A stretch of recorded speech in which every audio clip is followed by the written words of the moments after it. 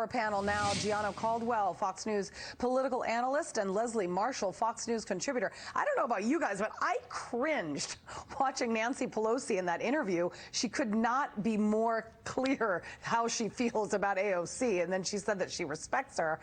I don't know about that, Gianna, I'll start with you. What do you make, first of all, of AOC's claim that Pelosi is not grooming younger members? I mean, it sounds like it's very true to me. If you just look at the age of some of her top Democrats in her leadership team, Nancy Pelosi's in her 80s. Her two top Democrats are both in their 80s.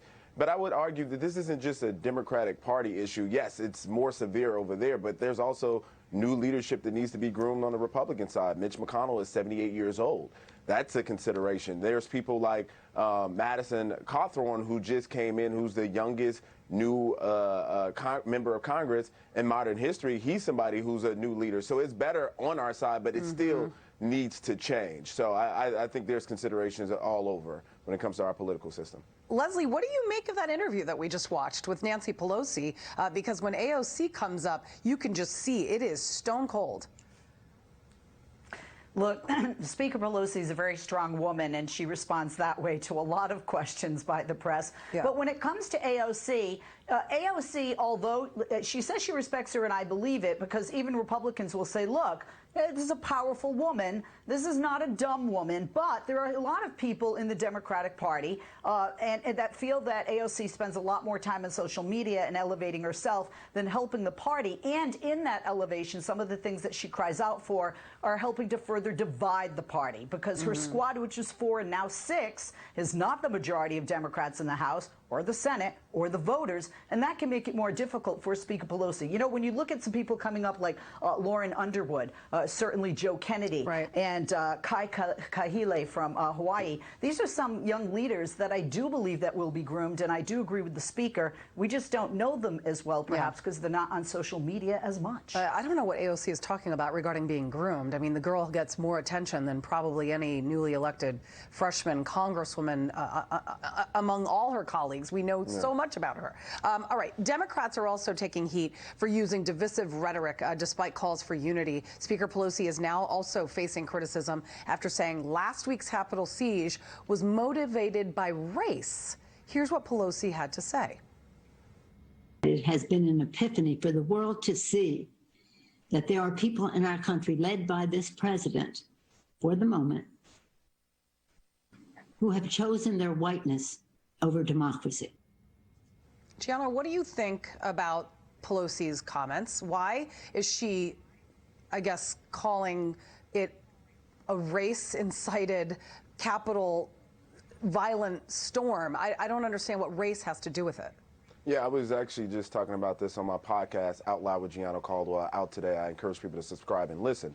This had nothing to do with race whatsoever, but it's a common Democratic trick. Everything is about race. It just divides us greater. The individuals that went and attacked our Capitol were domestic terrorists, plain and simple. And for that to be used as a wedge issue around race only further divides this country. They do it all the time, and it's something they're going to continue to do because they've been effective using race as a tool.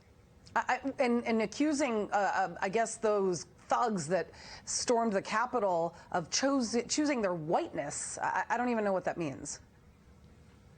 Leslie. Yeah, and Leslie. Yeah, go ahead. Okay, thank you.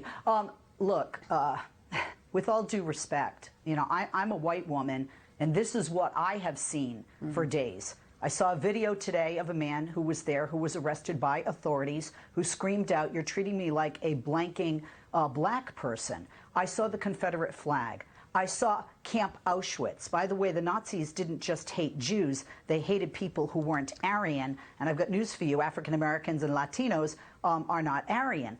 We have seen so many of these hateful, prejudicial, racist banners and comments like the Confederate flag in our Capitol. So I don't think Speaker Pelosi is entirely wrong for making that remark. Is everybody there racist? No. Is the reason that they were there for their whiteness? That's not what I believe. But I do believe that there is a fear among some white people in this country that they will no longer be the majority by the year 2050 or 2054, depending on the cycle and Leslie, of births going forward in minority communities. I agree with you that there were certainly many cases of racism there. I mean, we saw video of a black woman being attacked. There were so many people of color that were attacked by these people, but the reason they were there, and the reason they were there was to storm the Capitol because they wanted to stop Joe Biden from becoming president, which obviously was not going to happen. And they were actually after, Mike Pence for not, standing up for the president. So I mean, it was really purely political, but unfortunately, a bunch of racist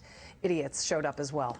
Anyway, thank you both, Gianno Caldwell and Leslie Marshall. Thank you.